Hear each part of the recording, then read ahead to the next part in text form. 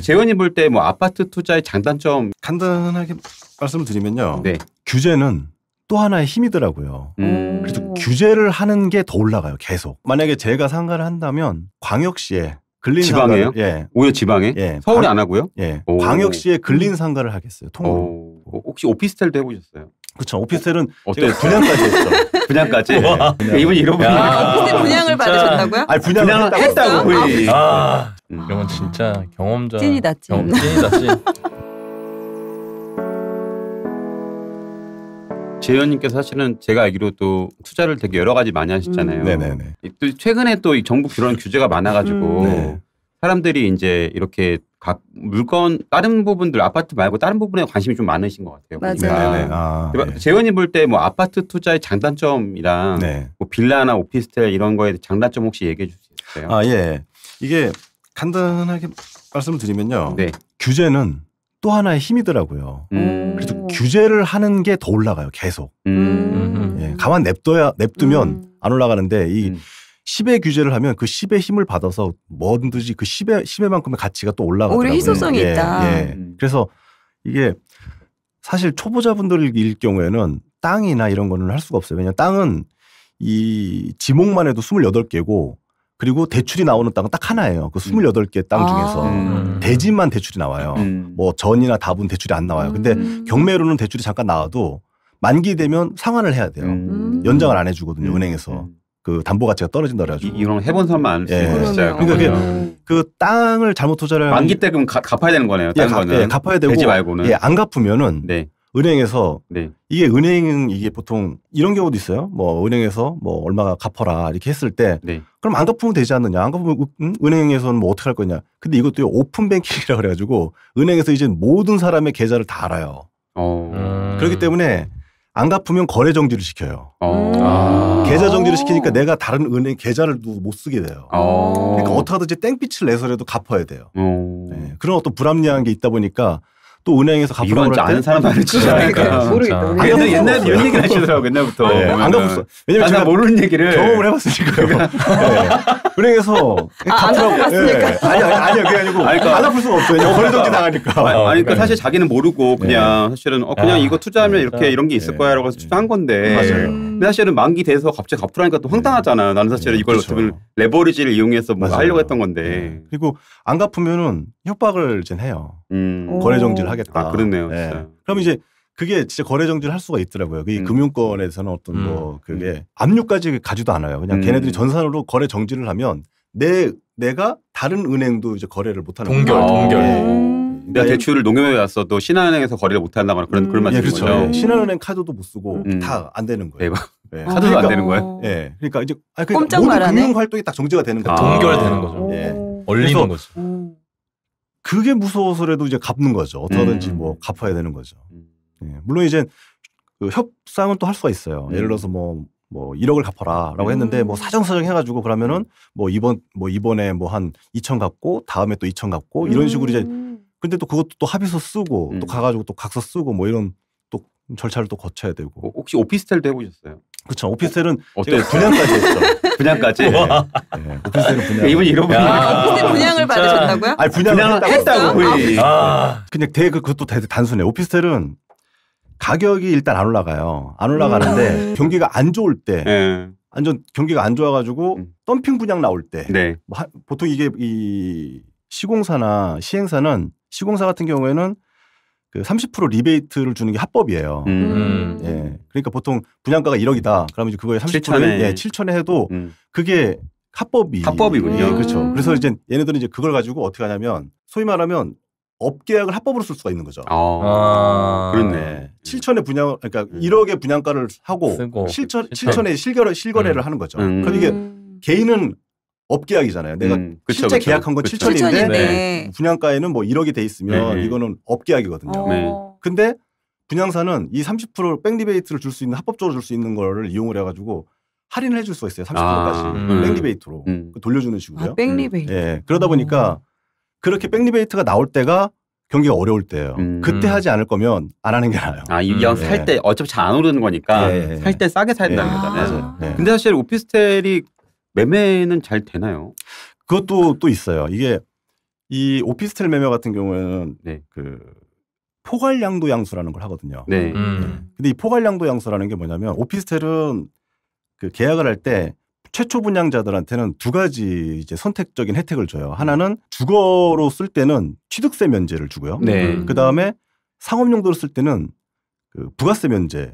예, 부가세 어떤 그거는 혜택을 사실 줘요. 어떻게 보면 임대사업자 예. 등록을 해야지. 예, 그쵸. 주택사업자 등록을 무조건 해야지. 그리고 또 오피스텔은 예, 또 맞아요. 무조건 대부분 다 임대사업자를 그쵸, 해야 거의 돼요. 등록하죠. 아. 그 취득세하고 예. 부가세 그래서 때문에. 그 예. 혜택을 받고 5년간 그걸 못 팔게 돼 있는 거예요. 맞아요, 맞아요. 근데 그거를 5년 이내 팔 때는 사는 사람한테 포괄양도 양수를 그쵸, 팔아요. 그쵸, 맞아요. 그럼 이제 사는 사람은 그 포괄양도 양수라는 게 뭐냐면 파는 사람이 받았던 혜택을 자기가 받지 않아도 그거에 대한 의무까지 지겠다는 거예요. 맞아요, 맞아요. 예. 그러니까 그게 좀 불리한 음. 거예요.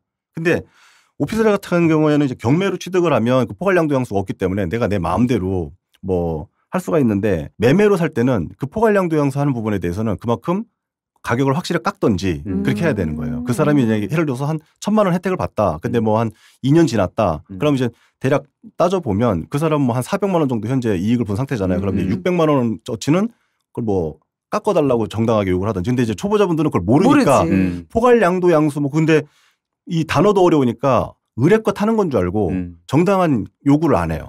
그렇죠. 예. 그러니까 이제 그런 것들도 잘 따져서 해야 되겠죠. 오피스텔은. 예. 그 하나씩 하면서 상가는 어떠셨어요? 상가는.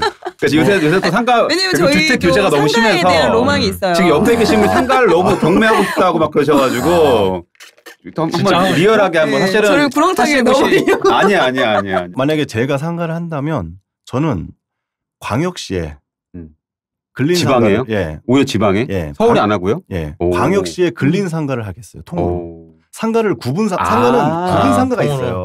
통으로 건물을 예. 건물을 예. 이게 특히나 또 서울이나 좀 이제 수도권 상가는요. 소위 말하면 이제 빠꼼이라고 그래가지고 임차인들이 잘 알아요. 상가 임대차 보호를 워낙 잘 알아요. 그러니까 그거에 대해서 요구를 되게 할 것 되게 많이 하고 많이 해보셨죠? 예.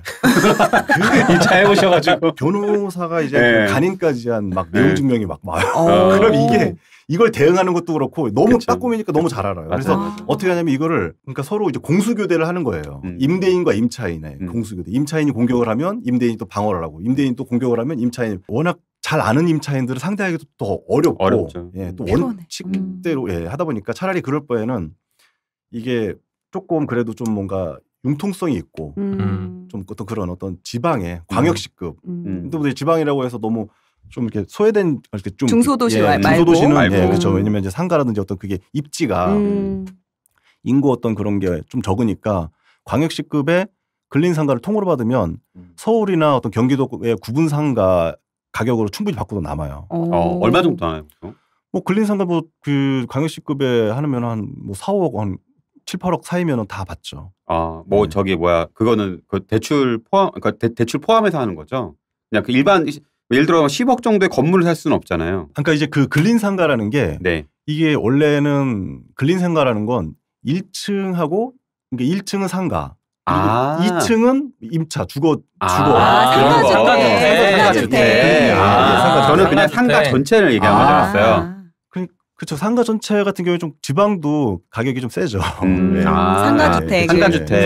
상가주택은 차라리 저기 뭐야 서울보단 지방이 낫다. 예. 그게 이제 그러니까 상가를 하는 이유가 내가 월세 때문에 하는 거죠. 맞아요. 예. 그럼 이제 지방의 그 광역시급의 어떤 지방의 근린상가 같은 경우에는 그 근린생활시설이라고 하거든요. 그러니까 그 상가주택을. 근린생활시설 같은 경우에는 통으로 하면 뭐 상가 한 두세 개짜리 1층에 두세 개짜리 있고 2층에 한 두세 개짜리 그 임차주택 있는 거는 수익률이 좋아요. 그걸 계산해 보면 딱 나와요. 월세가 잘 나오죠. 예, 그렇죠. 그리고 또 아무래도 서울이나 수도권보다는 상가 임차인들이 그렇게 드세지도 않아요. 예. 물론 그렇다고 안 드센 것도 아니에요. 요구할 거 다 요구해요. 뭐. 근데 맞아요. 문제만 있으면은 전화 오고 막 밤에도 전화 오고. 근데 장사하시는 분들이 확실히 일반 그냥 주거용으로 사시는 분들보다 굉장히 좀 민원이 세세요. 맞아요. 그러니까 난이도가 있어요. 사실은.